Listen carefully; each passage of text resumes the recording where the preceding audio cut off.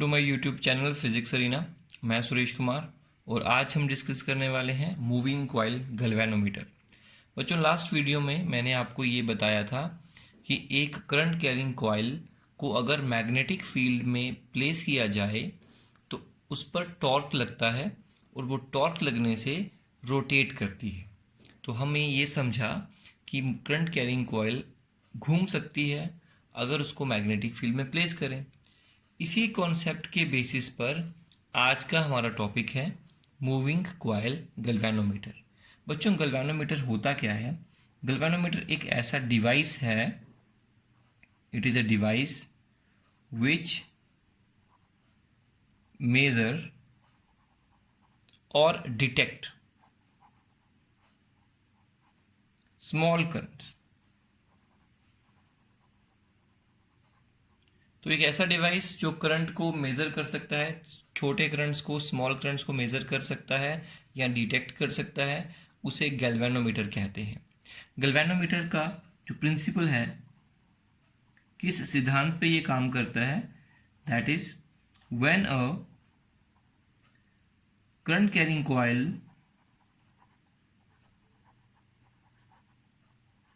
coil is placed in magnetic field, it experience torque. यही हमने last video में पढ़ा था कि करंट कैरिंग कॉइल को अगर मैग्नेटिक फील्ड में रखेंगे तो वो टॉर्क एक्सपीरियंस करेगा, और यही है इसका प्रिंसिपल। इसके बाद बच्चों इसका डायग्राम और कंस्ट्रक्शन को समझते हैं। तो जब आपने एग्जाम में अगर ये क्वेश्चन लिखना हो, अगर ये पूरा क्वेश्चन पूछा जाए एग्जाम में, तो आपने इसी फॉर्मेट में लिखना है। पहले उसका इंट्रो लिखिए, उसके बाद प्रिंसिपल, उसके बाद कंस्ट्रक्शन एंड डायग्राम। अब डायग्राम कैसी होगी इसको समझना है। चलिए देखते हैं। मैं यहाँ पे इसकी डायग्राम को बनाऊंगा। इसमें हम सबसे पहले दो मैग्नेट्स लेंगे बच्चों, इस तरह से। These are two magnets like this। दो मैग्नेट ले लिए हमने, और इनका जो अंदर वाला फेस है दैट इज कनकेव शेप। वो फ्लैट नहीं होगा, वो कनकेव शेप का होगा। और इसके बीच में हमने एक कॉइल प्लेस करनी है। तो सबसे पहले एक सॉफ्ट आयरन कोर रखेंगे यहाँ पे, सिलेंड्रिकल शेप का होगा ये सॉफ्ट आयरन कोर। इस कोर पर ये सॉफ्ट आयरन है। सॉफ्ट आयरन को इसलिए लगाया जाता है क्योंकि इसकी परमिएबिलिटी बहुत ज़्यादा होती है। उसके बाद इस सॉफ्ट आयरन कोर के ऊपर कॉइल को लपेटा जाता है। कॉइल मतलब एक कॉपर की वायर लीजिए, उसको इसके ऊपर लपेट दीजिए इस तरह से। काफ़ी ज़्यादा टर्न लगाइए आप लोग। उसके बाद इस सिस्टम को इन दोनों पोल्स के बीच में आपने सस्पेंड करना है। सस्पेंशन कैसे करेंगे? पहले तो इसके नीचे इसको स्टैंड, इसको सपोर्ट देने के लिए एक हेयर लाइक स्प्रिंग लगाना पड़ेगा। This is called hair spring. पतला सा एक स्प्रिंग लगा दीजिए, और उसके बाद इसके ऊपर वाली साइड एक स्ट्रिप लगाइए जिसकी हेल्प से ये यहाँ पे सस्पेंड करेगा। This is a strip. और यहाँ पे एक मिरर लगाइए, एम छोटा सा मिरर लगा दीजिए, और फिर से ये स्ट्रिप आगे कंटिन्यू होगी, और एक ऊपर सपोर्ट रख लीजिए जिसके साथ में इसको बांध दिया गया। ये जो स्ट्रिप है ये फ्लैट स्ट्रिप होती है बच्चों, और ये किसकी ली जाती है? फॉस्फर ब्रॉन्ज की ली जाती है। फॉस्फर ब्रॉन्ज के बारे में आपने 11th क्लास में भी सुना होगा। फॉस्फर ब्रॉन्ज एक इलास्टिक मटेरियल होता है, और इसका इलास्टिक आफ्टर इफेक्ट बहुत कम होता है। कहने का मतलब इलास्टिक आफ्टर इफेक्ट क्या होता है कि अगर आप किसी इलास्टिक मटेरियल को डीफॉर्म करते हैं, उसकी शेप को बदलते हैं, जैसे किसी रबर की बॉल को कंप्रेस करते हैं, तो छोड़ने पर वो झटके से वापस आ जाता है, ज़्यादा टाइम नहीं लेता। जैसे आपने कुछ चीज़ें देखी होंगी, अगर आपके घर में मैट्रेस हैं और नए मैट्रेसेस हैं जो अपने बेड पे लगाए हुए हैं, तो आप उस पर बैठें और उठें तो गद्दा जो है वो अपनी पोजीशन को झट से वापस ले लेता है। तो वो बहुत कम टाइम लेता है अपनी ओरिजिनल पोजीशन गेन करने में। That time taken by the body to regain its original shape और position is known as elastic after effect. तो ये झटके से अपनी जगह वापस आएगा अगर हम इसको ट्विस्ट करेंगे या इसको डीफॉर्म करेंगे। इसलिए हम इस मटेरियल को लगा सकते हैं। इसकी जगह पर हम क्वार्ट्ज को भी यूज़ कर सकते हैं। क्वार्ट्ज या फॉस्फर ब्रॉन्ज दोनों में से एक मटेरियल यहाँ पे यूज़ कर सकते हैं। दोनों का इलास्टिक आफ्टर इफेक्ट बहुत स्मॉल होता है। चलिए, इसके बाद ये गुड कंडक्टर भी होता है। तो एक यहाँ पे जो कॉइल लगाई उसका एक एंड आपने इस हेयर स्प्रिंग के साथ जोड़ना है और दूसरा एंड आपने फॉस्फर ब्रॉन्ज के साथ जोड़ना है। ओके, अब इस सेटअप को आप एक कंटेनर में रखिए इस तरह से, और यहां से इस तरह से इसको अटैच कर दीजिए लाइक दिस। और ये जो वायर है ये यहां से इसका एक एंड आया कॉइल का, वो हेयर स्प्रिंग के थ्रू यहां पे आएगा और उसको एक यहां पे टर्मिनल बना के इसको यहां पे जोड़ दीजिए। और इसका जो वायर आया यहां से इसके साथ साथ में यहां से एक टर्मिनल निकाल के इसको यहां जोड़ दीजिए। तो ये दो टर्मिनल्स आ गए जहां पे हमने उस वायर का कनेक्शन देना है जिसमें करंट हमें मेजर करना है। तो बच्चों, this is the construction of this moving coil galvanometer. अब इसका एक अपर व्यू भी मैं आपको दे देता हूं कि इसका अगर ऊपर से देखें तो कैसा लगेगा, वो भी मैं आपको बता देता हूं। तो ये अपर व्यू इसका किस तरह से है, ये आ गए आपके magnets. This is a magnet north pole and this is another magnet that is south pole, इस तरह से है। और ये जो एक तरह का एक कंटेनर बन गया सिलिंड्रिकल शेप का, इसके बीच में हम सॉफ्ट आयरन को ऐसे एडजस्ट करते हैं। मैं थोड़ा सा आपको इसको व्यू इसका दे लेता हूं, ये देखिएगा। तो इसके बीच में हम सिलिंड्रिकल सॉफ्ट आयरन कोर लगा देते हैं, कुछ वो इस तरह से होगा, और इस पर हम कॉइल को लपेट देंगे लाइक दिस। ये देखिए, लाइक इस तरह से। तो इस सिलेंडर को हमने, इस पेन है, इस पेन को हमने इस तरह से, ये पेन को इस तरह से रखा, बीच में इसको डाला और इस पर कॉइल को लपेट दिया। अब ये जो इसके शेप को कनकेव किया है, इसका भी एक पर्पस है, मैं आपको बताऊंगा क्यों किया जाता है। तो ये इसका अपर व्यू है और इस तरह से ये काम करता है। अब यहाँ पे जो है ये मिरर क्यों लगाया जाता है, एक्चुअली यहाँ पे एक मिरर एंड लैंप अरेंजमेंट किया जाता है। मिरर एंड लैंप अरेंजमेंट ये बच्चों क्यों किया जाता है, ये जब ये इसमें करंट चलेगा इस कॉइल में तो इसमें डिफ्लेक्शन आएगी, ये मूव करेगा, टॉर्क लगने से टर्न करेगा, और वो टर्न पे क्या होगा, ये जो मिरर है वो भी टर्न करेगा, उसके कारण जो इस पे लाइट पड़ रही होगी उसकी रिफ्लेक्शन जो है दीवार पर पड़ेगी और वो भी थोड़ी सी टर्न करेगी, वहां से हम इसकी डिफ्लेक्शन को सेंस कर पाएंगे। अदरवाइज आप क्या कर सकते हैं, इस मिरर और लैंप अरेंजमेंट को यूज ना करें और इसकी जगह पे एक आप नीडल का यूज कर लें, तो वो भी आपके पास एक बेटर ऑप्शन रहेगा। तो जब ये रोटेट करेगी कॉइल, थोड़ी सी डिफ्लेक्ट करेगी, तो ये नीडल जो है वो मूव करेगी और हमें पता लगेगा कि कितने डिग्री से ये मूव हुई है। तो चलिए आगे बढ़ते हैं इसके अंदर। ये इसका कंस्ट्रक्शन है, इसमें एक सॉफ्ट आयरन है, दो मैग्नेट्स हैं हॉर्सशू मैग्नेट्स, और इनका आगे से फेस कैसा है, कनकेव शेप का। उसके बाद बीच में एक सॉफ्ट आयरन रखा, उसके सराउंडिंग में कॉइल को टर्न कर दिया। उसको सस्पेंड करने के लिए हमने नीचे एक हेयर स्प्रिंग लगाया पतला सा, और ऊपर एक फॉस्फर ब्रॉन्ज की स्ट्रिप लगाई, और बीच में एक मिरर लगाया, और यहाँ से एक एंड को यहाँ जोड़ा, एक एंड को यहाँ जोड़ा। तो this is the construction of moving coil galvanometer. Construction के बाद बच्चों इसकी वर्किंग एंड थ्योरी करेंगे, that is theory and working.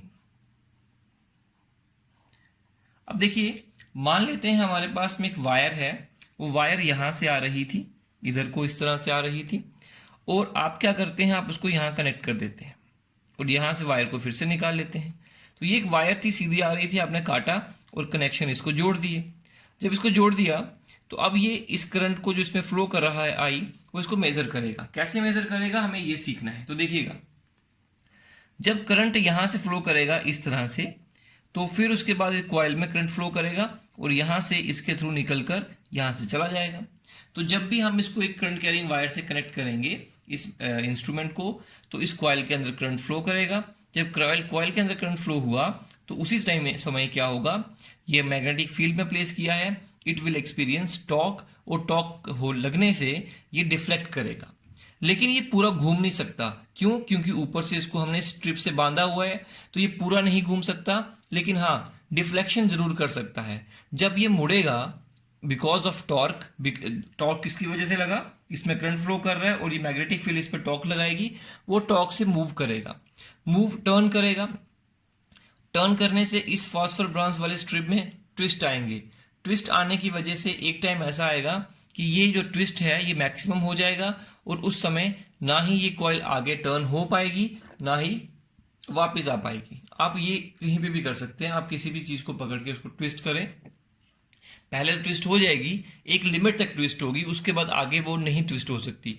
तो जो पोजीशन आती है जहां पे वो आगे ट्विस्ट नहीं हो सकती है वो एक इक्विलिब्रियम पोजीशन होती है, क्योंकि आप उसको ट्विस्ट करने की कोशिश कर रहे हैं लेकिन वो ट्विस्ट होना नहीं चाहता, वो आपके ट्विस्ट को अपोज कर रहा है। तो एक तरह से जो है मतलब वो जो मटेरियल है वो वापस आना चाहता है अपनी पोजीशन पे और आप उसको मोड़ना चाहते हैं। तो जितना टॉर्क वो वापस आने के लिए लगा रहा है उसे कहेंगे रिस्टोरिंग टॉर्क, मतलब वो रिस्टोर होना चाहता है अपनी पोजीशन पे, और जो आप उस पे लगा रहे हैं उसको ट्विस्ट करने के लिए उसे कहते हैं डिफ्लेक्टिंग टॉर्क।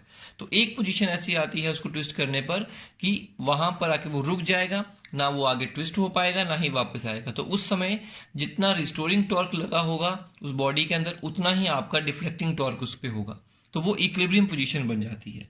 तो मैं यहां पे लिखूंगा at equilibrium deflecting torque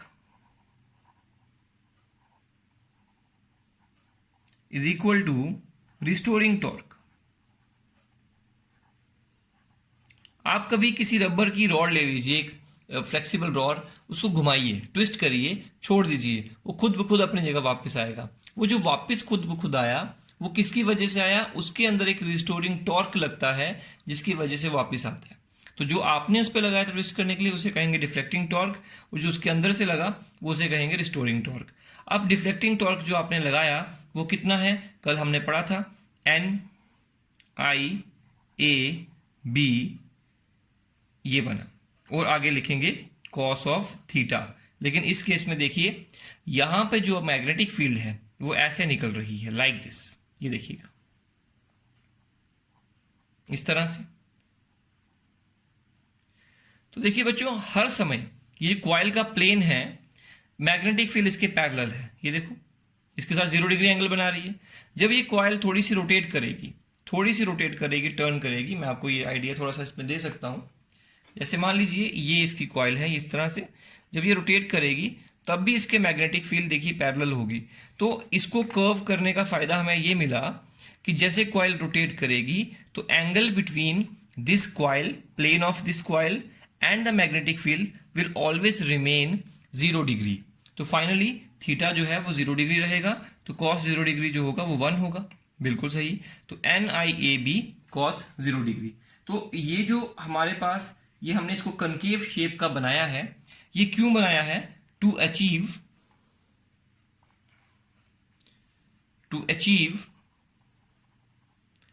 radial magnetic field. इसे कहते हैं रेडियल मैग्नेटिक फील्ड, जो इस तरह से रेडियल निकल रही है और इधर को जा रही है, इसे रेडियल मैग्नेटिक फील्ड कहते हैं। ये इस तरह से एंटर करेगी, यहां से और यहां से इस तरह से होगी। देखिए ये रेडियल टाइप की है, मतलब अलोंग द रेडियस, ये सेंटर पॉइंट है और रेडियस के अलोंग मैग्नेटिक फील्ड अलाइन है, तो इसे कहते हैं radial magnetic field. Radial magnetic field क्यों चाहिए, ताकि जब कॉइल हमारी टर्न करे, यहाँ पे ट्विस्ट करे, तो एंगल ना बदले, हमेशा मैग्नेटिक फील्ड जो है वो पैरेलल ही रहे कॉइल के। देखो बच्चों अगर कॉइल यहाँ पे आ गई इस जगह पे, तो ये वाली मैग्नेटिक फील्ड इसके पैरेलल हो गई, जब यहाँ पे आ जाएगी तो ये मैग्नेटिक फील्ड इसके पैरेलल हो गई, जब ये यहाँ पे आएगी तो ये वाली पैरेलल हो जाएगी, तो हर समय उसको पैरेलल फील्ड मिल ही जाएगी। तो एंगल जो है थीटा वो कांस्टेंट रहेगा, मतलब मैक्सिमम भी रहेगा और कांस्टेंट भी रहेगा। इससे होगा क्या, जो डिफ्लेक्टिंग टॉर्क इस पे लग रहा है वो कांस्टेंट रहेगा, इसका मोशन, इसका जो टर्न करने का मोशन है वो भी कांस्टेंट रहेगा और यूनिफॉर्म रहेगा। तो इसी वजह से इसका जो डिफ्लेक्शन है वो कांस्टेंट रखने के लिए हम रेडियल मैग्नेटिक फील्ड को बनाते हैं। और रेडियल मैग्नेटिक फील्ड को कैसे बनाते हैं, इन मैग्नेट्स की फेसेस को कनकेव शेप का बना के। तो चलिए आगे बढ़ते हैं। अब बात आती है रिस्टोरिंग टॉर्क कितना होगा। तो बच्चों कोई भी आपके पास अगर एक स्ट्रिप है, मान लेते हैं उसको 1 डिग्री घुमाने के लिए, 1 डिग्री ट्विस्ट करने के लिए हमें के वैल्यू का टॉर्क लगाना पड़ता है, उसको 1 डिग्री से ट्विस्ट करना है तो कितने वैल्यू का टॉर्क लगाना पड़ा, के वैल्यू का टॉर्क लगाना पड़ा। तो मुझे बताइए इसे क्या कहेंगे, इसे कहेंगे रीस्टोरिंग फोर्स या रीस्टोरिंग टॉर्क कांस्टेंट। मतलब torque required to twist this wire by 1 degree. तो 1 डिग्री से घुमाने के लिए के वैल्यू का टॉर्क लगता है। तो मुझे बताइए या के वैल्यू का टॉर्क इसमें जनरेट होता है रिस्टोरिंग टॉर्क, तो वो होगा के, रिस्टोरिंग टॉर्क कांस्टेंट, मतलब restoring torque per unit twist. एक यूनिट ट्विस्ट करने पर कितना रिस्टोरिंग टॉर्क इसमें बनेगा उसे कहेंगे के। तो बच्चों मान लीजिए हमने इसको थीटा डिग्री से घुमाया, तो टोटल कितना टॉर्क प्रोड्यूस होगा, तो बोलेंगे 1 डिग्री से के टॉर्क प्रोड्यूस होता है और थीटा डिग्री से के थीटा टॉर्क प्रोड्यूस होगा। तो के थीटा क्या आ गया, रिस्टोरिंग टॉर्क। अब ये दोनों कंपेयर करें इसमें, और यहां से हम लोग कैलकुलेट कर सकते हैं। देखिए यहां से करंट को कैलकुलेट कर सकते हैं, यह आएगा हमारे पास K theta upon N A B. अब यहाँ पे के जो है वो इस मटेरियल की क्वालिटी है, मतलब इसको घुमाने के लिए कितना टॉर्क लगाना पड़ेगा, थीटा कितने एंगल से घुमाया, एन इसमें नंबर ऑफ टर्न्स कितने हैं कॉइल में, 100,000 कितने भी हो सकते, ए कॉइल का एरिया, बी यहाँ का जो रेडियल मैग्नेटिक फील्ड है वो भी कांस्टेंट रहेगा। तो बच्चों ये सारी चीजें कांस्टेंट है। तो I is proportional to theta. Theta is what, जो डिफ्लेक्शन प्रोड्यूस हुई उसमें, डिफ्लेक्शन प्रोड्यूस्ड। तो एक बच्चों यहां से बात देखिएगा कि जो करंट इसमें फ्लो करेगा इस वायर में वो डिफ्लेक्शन के डायरेक्टली प्रोपोर्शनल है, या deflection is proportional to current. तो जितना ज्यादा करंट आएगा इस वायर में, जितना ज्यादा करंट होगा उतनी ज्यादा डिफ्लेक्शन होगी। तो बच्चों डिफ्लेक्शन से, डिफ्लेक्शन को देखकर हम करंट का एस्टिमेट लगा सकते हैं। डिफ्लेक्शन ज्यादा हुई मतलब करंट ज्यादा आ रहा है, डिफ्लेक्शन कम हुई तो मतलब करंट कम आ रहा है। तो यहीं से हम इस डिवाइस को कैलिब्रेट कर सकते हैं। कैलिब्रेट कैसे करेंगे, देखिए पहले हम खुद जानबूझ के यहाँ से 1 एम्पेयर करंट भेजते हैं। अगर हमने 1 एम्पेयर करंट भेजा तो मान लेते हैं, मैं यहाँ पे फिर से इसको ड्रॉ करता हूँ। मान लीजिए ये आपका एक तरह का ये है कॉइल और ये यहाँ पे इसकी नीडल है। जब आपने इस ये वाली चीज़ मैं यहाँ पे बना रहा हूँ या ये वाली चीज़ मैं यहाँ पे ड्रॉ कर रहा हूँ इसको, बाकी मैग्नेट्स वगैरह यहाँ पे आप लगा लीजिए इस तरह से नॉर्थ साउथ। तो ये यहाँ पे ऐसे करके लाइन बनाते हैं। तो जब हमने करंट 0 भेजा तो कॉइल मूव नहीं की, मान लो कॉइल यहाँ पे थी। हमने 1 एम्पेयर भेजा तो कॉइल यहाँ आ गई। हमने 2 एम्पेयर भेजा तो कॉइल यहाँ आ गई। ऑब्वियसली करंट और डिफ्लेक्शन डायरेक्टली प्रोपोर्शनल है, तो जितना करंट भेजोगे उतनी हिसाब से ही रिफ्लेक्शन होगी। अगर 1 एम्पेयर भेजने से यहाँ आया तो 2 एम्पेयर भेजने से दोबारा उतना ही चलेगा। 3 एम्पेयर भेजने से नीडल यहाँ तक आ गई और 4 एम्पेयर भेजने से यहाँ तक आ गई। अब हमें ये पता लग गया कि कितना करंट भेजने से कितनी डिफ्लेक्शन होती है, तो हम यहाँ पे लिख देंगे ना। तो जब लिख दिए यहाँ पे कि 1 एम्पेयर 2 एम्पेयर 3 एम्पेयर जब होगा, अब ये डिवाइस हमारा रेडी हो गया। अब इसको हम मार्केट में बेच सकते हैं और कोई परचेज करके उसमें से जब करंट पास करवाएगा और नीडल अगर यहाँ पहुंचती है तो वो देख लेगा कि भाई नीडल यहाँ पहुंची है, यहाँ तो तब पहुंचती थी जब 2 एम्पेयर करंट फ्लो करता है, तो हमने उस पर लिखा होगा 2 एम्पेयर, तो वहां पे आपको पता लगेगा कि आपकी वायर में 2 एम्पेयर करंट फ्लो कर रहा है। तो इस तरीके से ये जो करंट है ये थीटा के प्रोपोर्शनल है डिफ्लेक्शन के, और यहीं से हमने थीटा को देख के करंट का एस्टिमेट लगाया। बच्चों ये बिल्कुल सेम चीज है, कोई भी पैरामीटर है, कोई भी क्वांटिटी है, उसको हम डायरेक्टली कभी मेजर नहीं कर सकते, उसको दूसरे के साथ कंपेयर करते हैं। अब मान लीजिए, जैसे एक एग्जांपल आपको देता हूं, मान लीजिए आपको आपका जो गाल है वो लाल हो चुका है, किसी ने आपको थप्पड़ मारा, तो हम क्या कहते हैं कि आपके गाल का टेम्परेचर ज्यादा है। क्यों? क्योंकि उसका रंग जो है वो लाल हो चुका है। तो हमें पता है लाल रंग मतलब टेम्परेचर ज्यादा। तो एक तरह से हम कलर को देख के टेम्परेचर का एस्टिमेट लगा रहे हैं। इसी तरीके से थर्मोमीटर कैसे काम करता है, थर्मोमीटर में से हम टेम्परेचर का मेजरमेंट करते हैं। कैसे? हम देखते हैं कि मरकरी को गर्म करने से, उसके टेम्परेचर को बढ़ाने से वो एक्सपैंड करती है, और हम ये जान लेंगे कि 1 डिग्री बढ़ाने से कितना एक्सपैंड करती है।